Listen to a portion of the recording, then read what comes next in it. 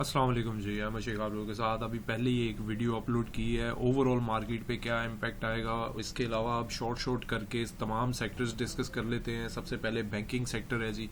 ये मैंने एक ओपन किया हुआ है HBL। अगर आप ये देखें कि कोविड के जहाँ पे तमाम शेयर्स बहुत ज़्यादा डाउन गए थे तो ये मैक्सिमम गया था तकरीबन 93 रुपये तक, और 93 से ये दोबारा से अप साइड पे गया था, और ये अब तकरीबन 144 से वापस आ चुका है और ऑलमोस्ट 40% प्लस 40% के करीब इसमें ऑलमोस्ट 40%, हाँ जी, इतनी की तो बनती है कि इसकी जो 35 to 40% करेक्शन हो चुकी है। इसी तरह अगर हम बात करें UBL की तो UBL भी आपके सामने है। ये 2020 कोविड में ये गया था 87 तक। तो अभी इसमें मोमेंटम ठीक है, वीक हुआ है, लेकिन ये अभी भी इसमें मार्जिन है। और इसके अलावा तीसरा बड़ा बैंक है जी MCB। हम ये डिस्कस कर रहे हैं ताकि आपको आइडिया रहे कि हम किस साइड पे जा रहे हैं। तो ये 129 130 रुपये तक गया था, अब दोबारा ये MCB उसी रेट पे आ गया है, ये 2020 में जो रेट था।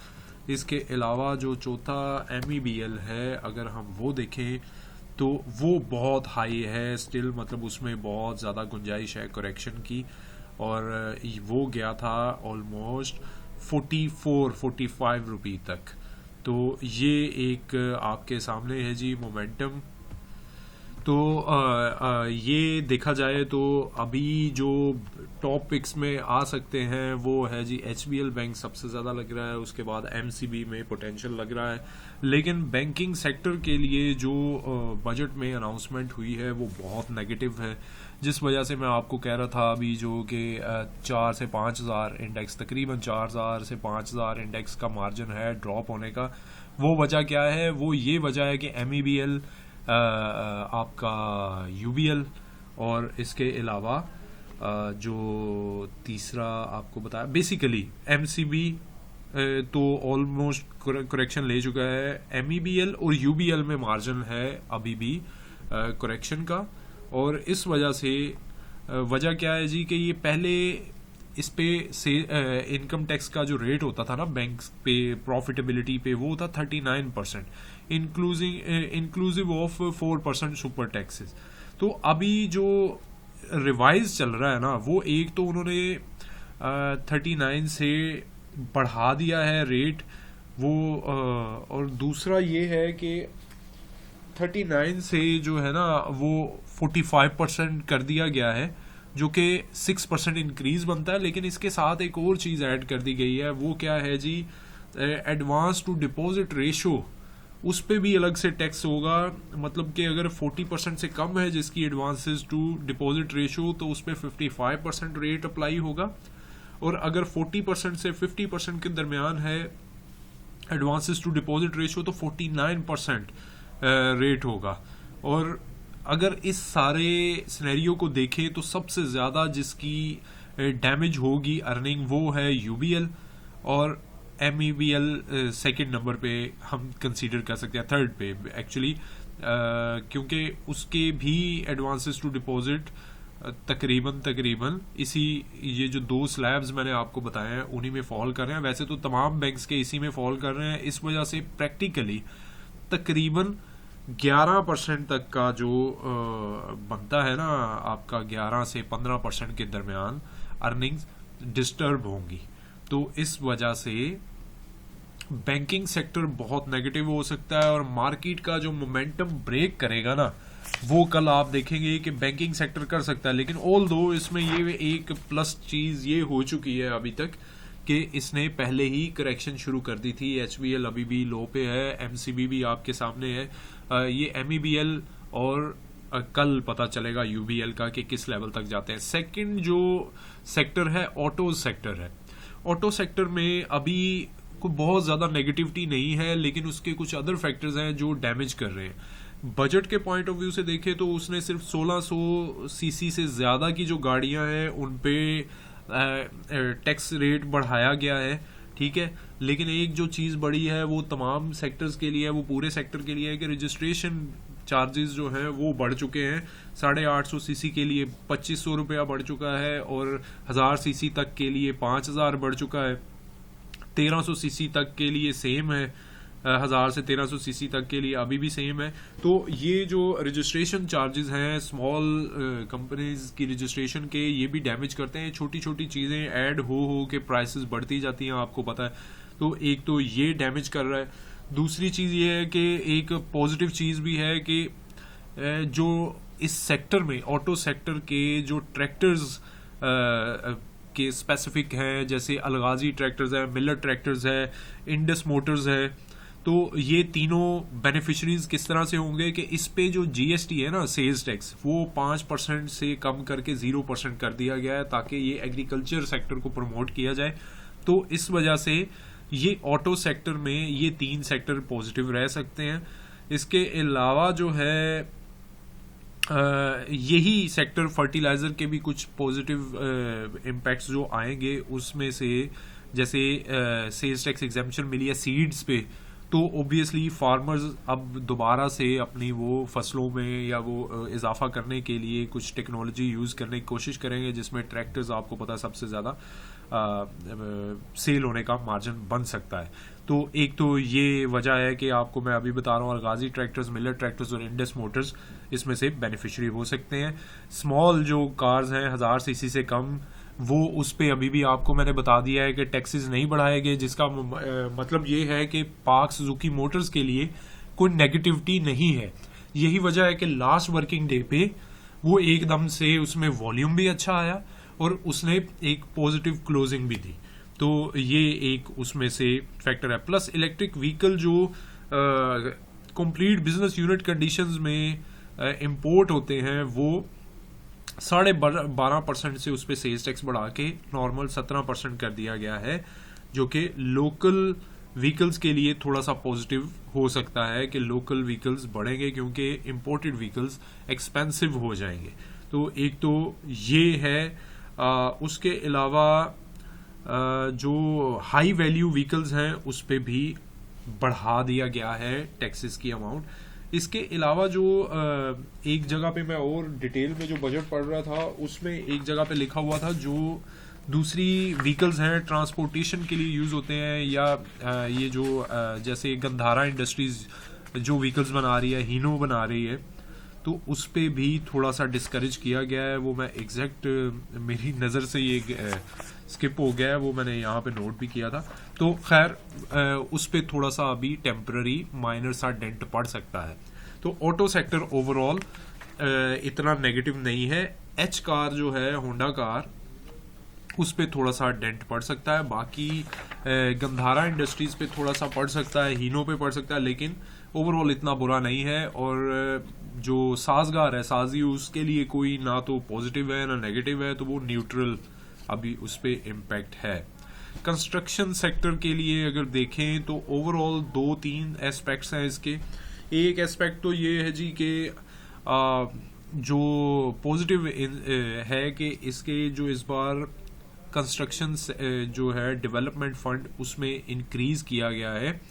वो 727 बिलियन उसके लिए बजट रखा है, और उसके अलावा तकरीबन 100 बिलियन डैम कंस्ट्रक्शन के लिए बजट रखा गया है। और ये 2 फैक्टर्स हैं जो पॉजिटिव फैक्टर हैं, लेकिन नेगेटिव फैक्टर्स वो भी काफ़ी सारे हैं। 118 बिलियन एक पॉजिटिव फैक्टर हो रहा है कि नेशनल हाईवे अथॉरिटी को भी दिया गया है कि कंस्ट्रक्शन ऑफ मोटरवे और ब्रिजेस के लिए, जो कि 37% पिछले साल से ज़्यादा है। तो इस हिसाब से थोड़ा सा कंस्ट्रक्शन सेक्टर वो पॉजिटिव साइड पे रह सकता है। लेकिन ओवरऑल क्योंकि प्रॉपर्टी पे टैक्सेस और एडवांस टैक्सेस और वो लगाए गए हैं, प्लस उसकी इनकम को डिस्करेज किया गया है, तो उस वजह से उसका इम्पैक्ट थोड़ा सा नेगेटिव हो सकता है। ओवरऑल मेरा एक ज़ाती ख्याल है कि न्यूट्रल इम्पैक्ट होना चाहिए ये कंस्ट्रक्शन सीमेंट स्टील के लिए। 2 सेक्टर ये हो गए जी। तीसरा है फार्मास्यूटिकल सेक्टर के लिए एक काफ़ी पॉजिटिव है ये बजट। वो किस लिए है जी कि एक तो उनके जो एक्टिव वेरिएंट थे वो सारे जो इनके बनते हैं रॉ मटेरियल के लिए यूज़ करते हैं, ये इंपोर्ट करते हैं मोस्टली, तो वो 30 हैं जिनको जो आइटम्स हैं इंपोर्ट होकर फार्मास्यूटिकल कंपनीज उसको यूज़ करती हैं, तो उस पर कस्टम ड्यूटी ख़त्म कर दी गई है। तो इस वजह से उनकी थोड़ी सी प्रोडक्शन कॉस्ट में 2-3% का मार्जिन उनको मिलेगा रॉ मटेरियल की कॉस्ट में, जिसकी वजह से इनका कैश फ्री होगा, प्लस प्रॉफिटेबिलिटी थोड़ी बढ़ सकती है। तो इसमें एजीपी बेनिफिट ले सकती है। वैसे तो ओवरऑल सारी कंपनीज ही फार्मास्यूटिकल्स बेनिफिट लेंगी, लेकिन एजीपी और सिटी फार्मा मेरा एक ज़ाती जो लगता है, फील हो रहा है कि उन पे ज़्यादा पॉजिटिव इम्पैक्ट आएगा, ओवरऑल सारे ही फार्मास्यूटिकल सेक्टर पे आएगा। एक और चीज़ जो है सेल्स टैक्स रिफंड, वो गवर्नमेंट ने कहा है जी कि हम एक्सपोर्ट पे और उस पे वो क्विक करेंगे, तो उसके लिए भी जो कुछ फार्मास्यूटिकल कंपनीज हैं वो थोड़ा थोड़ा जो एक्सपोर्ट भी करती हैं या लोकल भी उनके बन जाते हैं, तो वो कैश फ्लो उनका बेहतर होगा। इस वजह से फार्मास्यूटिकल इसमें भी थोड़ा बहुत बेनिफिट लेगा। लेकिन ओवरऑल इनको रॉ मटेरियल की कॉस्टिंग पे जो कस्टम ड्यूटी ख़त्म की गई है उसका बेनिफिट मिलेगा, जो कि 2 से 3% बनती थी। और जारी बात है 2-3% जब वो कैलकुलेट की जाती है, वो कस्टम डिपार्टमेंट अपने हिसाब से उसकी वैल्यूएशन निकाल के करता है, तो एक रीजनेबल अमाउंट बन जाती है। तो इस वजह से ये पॉजिटिव है। फर्टिलाइज़र सेक्टर के लिए मैं ये समझता हूँ कि न्यूट्रल इम्पैक्ट आना चाहिए। नेगेटिविटी ये है कि जीआईडीसी का जो टारगेट है वो 200 बिलियन रुपए इन्होंने टारगेट रखा है कि हमने वो गैस सेस चार्जेस जो हैं वो वापस लेने हैं, जो सुई गैस डिपार्टमेंट के थ्रू एसएनजीपीएल और एसएसजीसी के थ्रू लेने हैं। तो वो पिछले साल सिर्फ 25 बिलियन थे, तो अब 200 बिलियन रखा गया, ये नेगेटिव है। लेकिन ऑन दी अदर साइड इसका इम्पैक्ट शायद ना आए। वो किस लिए कि ये तमाम कंपनीज ने स्टे लिया हुआ है सुप्रीम कोर्ट से और हाई कोर्ट से, रेलेवेंट जो भी उनके डोमेन में आ रही हैं। तो जब तक वो फैसला नहीं होता तब तक ये कलेक्ट नहीं कर सकते।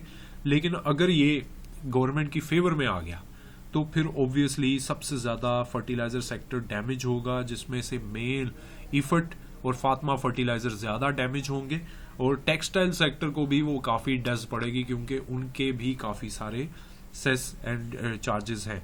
लेकिन पॉजिटिव फैक्टर्स इसमें ये हैं कि कस्टम ड्यूटी एग्री मशीनरी जो इंपोर्ट होती है, एग्रीकल्चरल मशीनरी, उसको ख़त्म कर दिया गया है। सेल्स टैक्स एग्जेम्पशन दे दी गई है एग्री सीड्स के लिए, और सेल्स टैक्स ऑन ट्रैक्टर्स वो भी एग्जेम्प्ट कर दिया गया है। तो ऑब्वियसली ये एक एनकरेजिंग चीज़ है। लेट्स सी कि कल इसका क्या इम्पैक्ट आता है। लेकिन ओवरऑल अभी सबसे ज़्यादा जो बेनिफिशरी होगा वो इफर्ट हो सकता है। तो ये सेक्टर आपके सामने मैंने डिस्कस कर दिया है।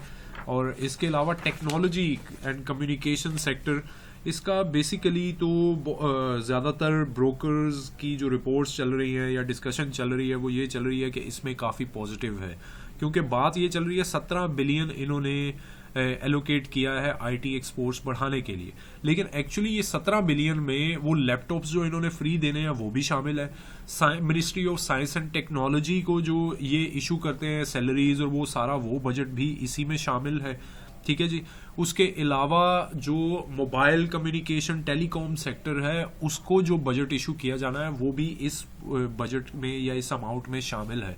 तो एक्चुअली अगर आप इसको फर्दर डिटेल स्टडी करें तो 1 बिलियन जो है ना वो रखा गया था स्पेसिफिकली आईटी की या सॉफ्टवेयर की एक्सपोर्ट्स को इम्प्रूव करने के लिए। बाकी ये जो है ये मिनिस्ट्रीज के थ्रू सर्कुलेट होगा। ऑब्वियसली उसमें सैलरीज भी होंगी, उसमें अदर चीज़ें भी होंगी। लैपटॉप्स भी परचेज करके वो आपको पता है 4-5 बिलियन का उन्होंने रखना होता है लैपटॉप स्कीम के थ्रू जो लोगों को, स्टूडेंट्स को दिया जाएगा। तो लेट्स सी इससे क्या होता है। एक्सपोर्ट प्रोसीड्स पे ये टैक्स जो है 0.25% लगाया गया है, जो कि Pakistan software export boards PSEB उसके थ्रू रजिस्टर्ड हैं लोग, कंपनीज। तो जो नहीं रजिस्टर्ड उन पे 1% पहले था, बाकियों को एग्जेम्पशन दी हुई थी, मतलब ये 0.25% नहीं चार्ज होता था। तो इस पे ब्रोकर्स सारे कह रहे हैं ये भी पॉजिटिव है, लेकिन एक्चुअली ये आईटी एक्सपोर्ट्स के लिए तो नेगेटिव है, लेकिन स्टॉक मार्केट पे रजिस्टर्ड कंपनीज के लिए इसका कोई इम्पैक्ट नहीं है। ठीक है जी। इसके अलावा मिनिमम टैक्स वो उस पर कोई ख़ास इम्पेक्ट नहीं आएगा आईटी का। इसी तरह मोबाइल फ़ोन्स की ड्यूटीज़ जो है वो थोड़ी सी बढ़ा दी गई है उसकी रेंज, तो इसके हिसाब से वो जो एयर लिंक है उसको थोड़ा सा नेगेटिव होगा, नेगेटिव टू न्यूट्रल, बहुत ज़्यादा इम्पेक्ट नहीं आएगा।